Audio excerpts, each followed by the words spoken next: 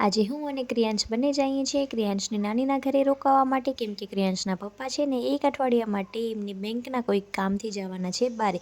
તો હવે 1 અઠવાડિયું એ તો ઘરે હશે નહીં, તો અમને પણ ક્યાંક ફરવાનું મન થાય ને, એટલે અમે લોકો બીજે ક્યાંય તો અત્યારે હવે જઈ નથી શકતા, એટલે જાશું અમે ક્રિયાંશની નાનીના ઘરે. ક્રિયાંશની બધી વસ્તુ પેક કરી નાખી અને પછી આજે મેં બનાવ્યા હતા લસણિયા બટેકા. તો મને છે ને બટેકાનું શાક ખાવું રોટલી ભેગી પસંદ નથી, એટલે હું છે ને એને હંમેશા ભૂંગળા સાથે જ ખાઉં. તો અમે લોકોએ બપોરનું જમવાનું પહેલાં કમ્પ્લીટ કર્યું અને પછી 2:30 વાગી ગયા હતા. રૂમ મસ્ત ક્લીન કર્યો, ક્રિયાંશની બધી જ વસ્તુ લઈ લીધી, કેમ કે 7 દિવસ માટે તો એના પપ્પા બહાર જાય છે. અમે હવે 8, 10 કે 15 દિવસ પછી જ ઘરે આવશું. અને આમ જોવા શેઠ માણસની જગ્યા પણ પહેલાં ગાડીમાં બનાવવી પડે, ત્યારે તો એ અમારા ભેગે ક્યાંય ખાલે. અને આ બધી વસ્તુ એની લઈ લીધી છે અને આખી સીટ એને આવી રીતે મારે આપવી પડે ને, મને તો ખાલી માન બેસવા જ દે. ક્રિયાંશ ભેગે મારે ક્યાંય પણ જવું હોય ને, તો મને છે ને આમ એટલો કંટાળો આવી જાય ને કે તમે વાત જવા દો. પછી અમે રામપર આવી ગયા ને, તો બહુ જ ભાવ ખાતો હતો.